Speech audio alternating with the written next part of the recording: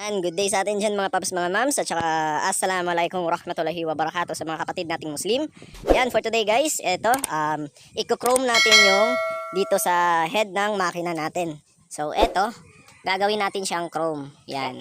So, lately mga paps, mga mams, ayan, graduate na tayo sa, eto nga, babayad ng monthly sa motor natin. So, tapos na natin itong bayaran, at saka fully paid na itong motor natin. So, yun guys. Isang napakalaking good news nga pala. Yun nga, eto. So, pwede natin gawin yung gusto natin gawin dito sa motor. Pwede natin, ano yung gustong kulay natin dito sa makina. Yung napili ko is gagawin ko siyang chrome katulad nung dati. So, magiging kakulay niya yun. Eto. Yan. So, magiging kakulay niya to. Yun yung gagawin natin dito. So, simpleng-simple lang naman yung gagamitin natin. Hindi tayo magpipintura ng chrome. Hindi tayo magpipintura. Yung gagawin lang natin is just like the old times na buffing. So, yan, gagamit tayo ng angle grinder, tapos buffing pad para pakintabin yung itong head cover ng engine natin. Tsaka, syempre, kinakailangan nating gumamit ng metal polish para mas lalong kumintab. So, without further ado, let's do this. Syempre, gumamit tayo ng 4. Size 4 ng Allen wrench natin. I don't ever slow up, no I don't take shit. I got no love for the fakeness. If you wanna play tough and wanna hate this, I'll always show up.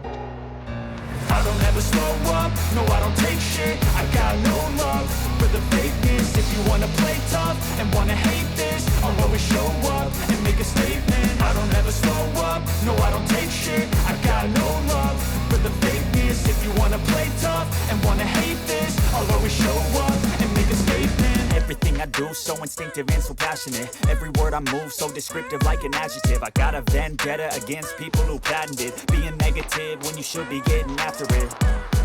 I got facts over tracks, this and that. Spitting slow, spitting fast. I could roast, I could gas. Think I'm okay at last, but I don't know if that can erase all the past. And the pettiness, a reflection of the emptiness. Hilarious, you think you're worth my time, you're delirious. Mysterious, because you hide behind a fake exterior. Inferior, you know I'll always be a bit superior. Get off of me, this ain't no humble brag. I want you to hear words, you can say them back. I want you to feel free from the chains at last, and to believe in what you got, it was built to last, yeah. Now that I've been put through hell, I never got anyone's help. Ayan guys, tatanggalan natin yung step grill. Yan. So, dito tayo. Tatanggalan natin itong cover natin. Yan. Alikabok check. Yan. Sobrang alikabok na guys. Yan. Dumi. Tanggalan natin.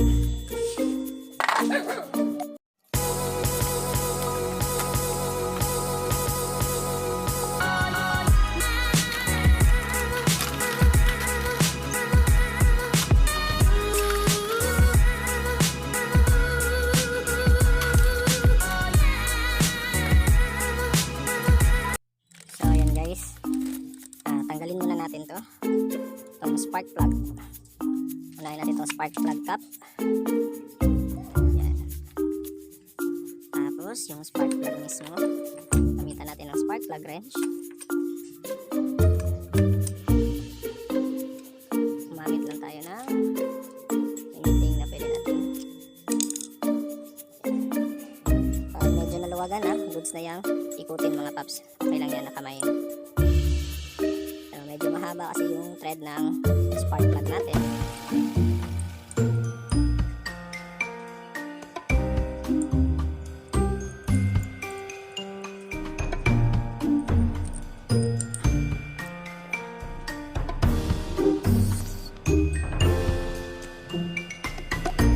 So, eto guys, tinanggal na natin yung oil cooler dito. Ngayon, tatanggalin natin tong mga allen dito o yung mga bolt dito. So, yan guys, natanggal na natin yung oil cooler. Gumamit lang tayo ng size number 6 dito sa mga allen wrench natin. Ito, size number 6.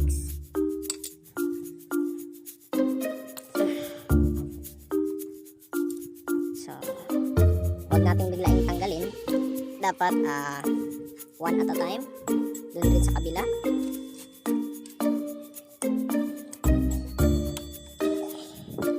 Advice natin sa mga kapwa raider user natin, ipalamig muna natin yung makina natin, saka natin ito gawin. Kasi may tendency na nag-expand pa yung bolt natin o yung mga screws kapag andito sa makina. Mga bolt lang naman talaga yung pwede natin ikambit dito. So, nag-expand yan kapag na-expose sa heat. So, yun yung advice natin sa mga kapwa rigger ko, sir.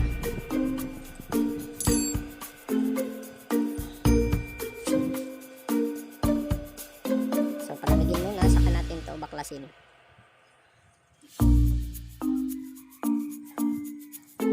Baklasin natin to dito.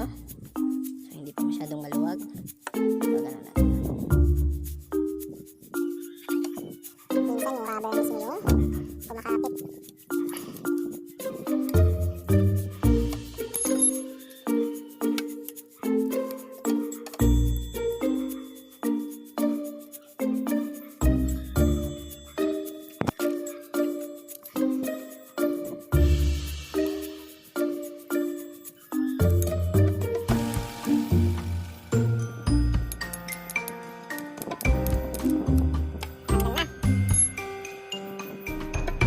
Tatanggal naman ito mga paps mga ma'am, syempre gumamit tayo ng rubber mallet. If wala, limiting na pwede nating pantulak dito sa head cover natin.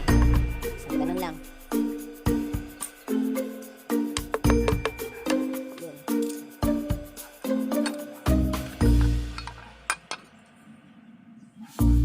Yun.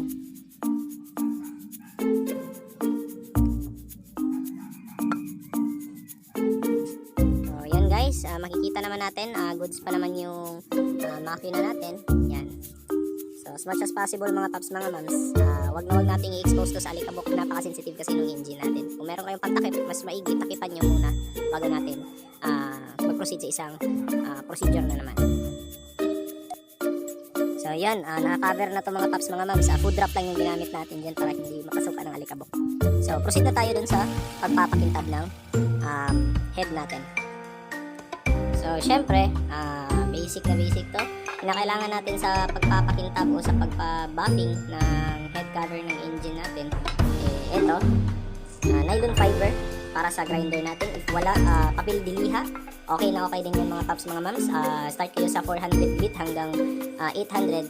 Tsaka proceed na din kayo sa, kapag natanggal nyo na yung mga pintura, proceed kayo sa 1,000. Pagkatapos nyo sa 1,000, punta kayo sa 2,000 grit. So, yun lang. So, yung sa akin, para mas mapadali yung proseso ng pagpapakintab at pagtatanggal ng pintura dito, kinakailangan natin gumamit ng angle grinder. So, ito yung dati ko pang ginagamit. Until now, gumagana pa naman. So, wag na wag natin itong gagamitin. Itong flap disc na to. So, masyadong rough. So, may tendency na instead na kumintab, mas magasgas pa yung head cover natin. So, yung gagawin natin, ito. Yan. Ito yung gagamitin natin pantanggal ng pintura. So, syempre, hindi naman to kasali itong tappet cover. Tatanggalin natin to para hindi makasagabal sa pagtatanggal ng pintura dito sa taas.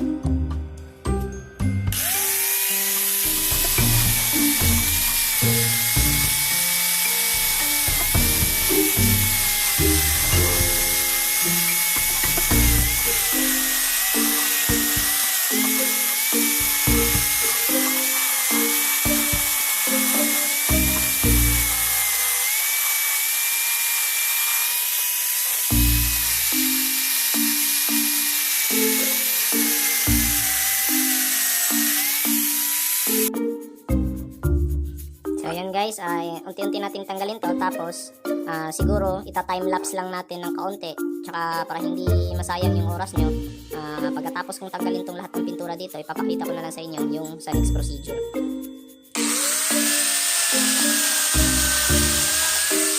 A few inches later.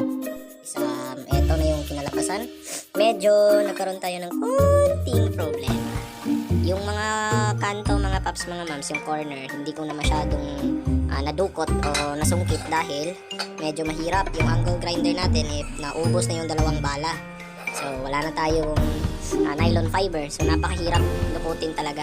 So, yung talagang pinuntirya natin is yung sa itaas, dito. If meron tayong pencil grinder, mga paps, mga mams, pwede itong matanggal. So, madali lang sana to kapag meron tayong pencil grinder. Yun yung ginagamit ko dati, mga paps eh. So, for me, if lilihaan natin to, goods naman yung magiging kalabasan. So, So, gumamit na ako ng 1,000 grit na liha kanina. Medyo matatagalan kasi kapag pinakita pa natin step by step o one by one, medyo matataas na yung video. So, eto, nag-wet sanding tayo mga paps kanina. So, yung sa 2,000, hindi pa. Final na yung 2,000, tapos saka natin siya ibabuffing. So, ganun lang.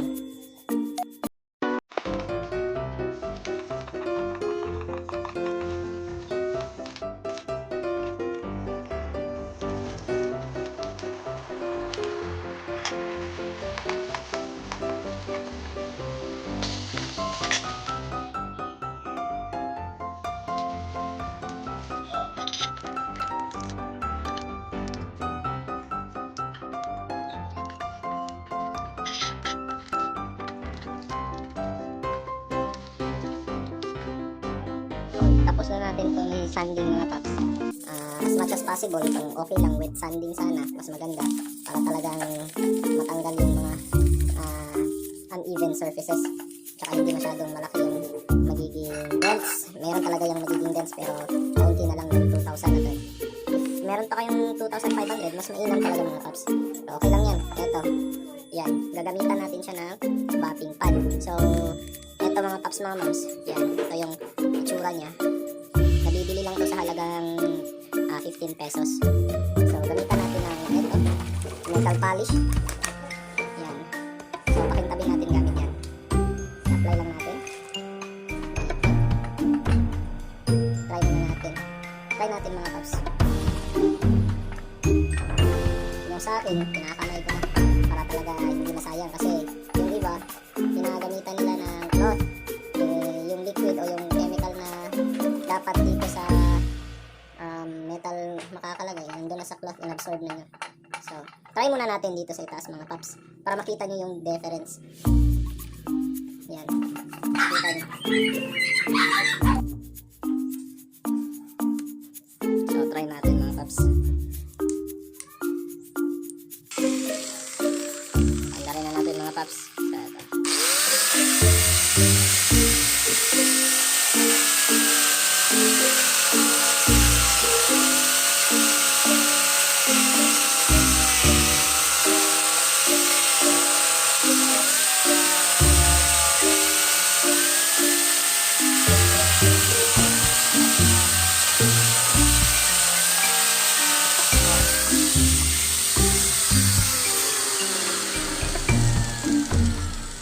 So, ayan mga paps, oh. Kitang-kita naman. So, ito yung magiging kalabasan sana mga paps, mga mams, para talaga siyang salamin. If natanggal natin to lahat. So, ito, sample lang to para makita nyo kung gaano kakintab. So, yan, oh. Kitang-kita naman mga paps. So, sayang na talaga yung mga sulok-sulok. Hindi natin siya abot. Sige, pagpatuloy natin.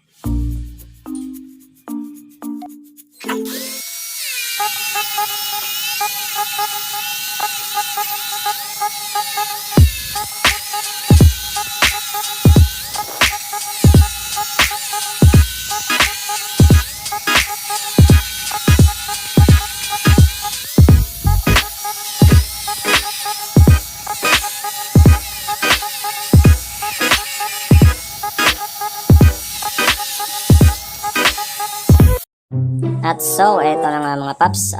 Hindi siya gaanong perfect pero yan, makikita naman natin yung outcome kapag ginawa natin itong procedure na to. So, tapos ko na siyang i-buffing mga paps, mga moms. Ayan. So, eto yung sinasabi kong hindi ko pa natatanggal kasi hindi abot ng angle grinder natin. Yung angle grinder natin medyo malapad yung buffing pad niya. Mahirap tanggalin. Yung dito, medyo mga singit-singit mga paps. Kung meron kayong pencil grinder, mas mainam yun. Yung ginagamit sa pagpo-porting, yun. Magandang pangtanggal yun. Dapat meron din kayong buffing pad para doon. So, yung sa akin mga paps, mga moms, eto. Yan, at least meron tayong idea kung ano yung magiging itsura kapag ginawa natin tong procedure na to. So, mas mainam to kaysa ipadala nyo pa dun sa Metro Manila. Merong nagko-chrome doon. Pero yung sa kanila is pintura talaga. Medyo may kamahalan nga lang, pero sulit naman daw. Pero hindi ko tansya mga paps, mga moms, if high temp ba yung pintura o yung chrome na ginagamit nila. So, for me mga paps, mga mams, eto, at saka makikita nyo naman sa mga past vlog ko kung ano-ano na yung mga kinochrome natin, mula sa side stand, center stand, footrest, grab bar, at kung ano-ano pa. So, yung dito naman mga paps, mga mams, if meron kayong paint remover, lagyan nyo siguro, baka pwedeng matanggal. Yun nga lang, hindi ko pa na-try kasi sa tingin ko, mahirap tanggalin yung high temp na pintura katulad dito sa makina natin kapag paint remover yung gagamitin natin. So, kaya nag-proceed na ako dun sa nylon fiber sa pagbabapping para naman mas mapadali yung pagtatanggal. Yun nga lang, merong cons, disadvantage, hindi natin madukot yung dito. So, mga singit-singit, napakahirap. Tsaka dito. So, trinay ko na to dito mga paps, mga mams. If kapag pwede ba, hindi talaga. Baka magka-uneven patuloy itong dito. So, wag na lang yung itry kapag diskumpiyado kayo. So, for me mga paps, mga mams, ito yung final na outcome niya. So, okay lang din naman kasi nasa ilalim naman din to ng makina at nakakabira naman to ng leg shield. So, for tutorial purposes, sa mga gustong gumawa nito o di kaya nagbabalak na mag-chrome ng kanilang makina, possible naman siya mga paps, mga mams. Yan, makikita nyo naman, mirror finish yung kinalabasan. So, siguro, if hindi kayo tinatamad sa pagliliha, mas mainam na mag-spend kayo ng mas mataas na time sa pagliliha para talagang sobrang kintab at sobrang ganda ng outcome. So, yun na nga guys, ikakabit na natin to. Oh, ayun guys, naikabit na natin. Sa mga gustong ganito lang yung looks ng motor nila o yung tinatawag natin na parang wala na siyang leg shield, yung kitang-kita talaga yung makina, maganda talaga tong tignan mga paps, mga mams kapag naka-expose. Pero yung disadvantage nga lang niya, kapag eto na nga, kapag maulan, yun na nga, masyado siyang kinakapitan ng mga putik o kung ano-ano pa. So, linis-linis na naman. So, for me mga paps, mga mams, mas advisable if pagkatapos yung i-buffing, lagyan nyo ng 2K na clear coat. Meron kayong mabibili niyan sa Samurai na mga store, Samurai paint, yan. Mas maganda talaga yung 2K na clear coat para hindi siya madaling masira yung ganda niya. Yung looks niya. So, for me mga paps, mga mams, goods na goods naman so far. Yan, makikita naman natin, di ba? So, eto, nagmukha ng titanium yung elbow natin sa sobrang init ng makina. Yan, hataw kasi ng hataw. So, ganito yung magiging kalalabasan ng elbow ninyo kapag nag-bopping kayo. Binapping ko na rin itong mga paps, tapos ikinabit nyo. Yan yung magiging itsura niya. So, I hope nakatulong tong video na to sa mga kapwa rider natin dyan o rider user. Sa mga gustong gumawa nito, yan, goods na goods naman. For me. So, sa inyo, nakadepende na rin yan mga paps, mga mams, kung ano yung trip nyo. So, yun guys, at di ko na to patatagalin pa. Huwag niyong kakalimutan na i-hit yung subscribe button at saka yung notification bell sa gilid mga paps, mga mamsa. At please do support nga naman mga paps, mga mams sa Facebook page natin, Riders Life, at saka sa channel natin. Paki-support na rin. Comment down below mga paps, mga mams, kung ano yung opinion ninyo, kung ano pa yung mas magandang gawin natin sa makina natin o anong mas magandang gawin sa motor natin. So, yun na nga guys. Please don't forget to like and subscribe to my channel. Ride safe, stay safe. You know the drill guys. Peace out.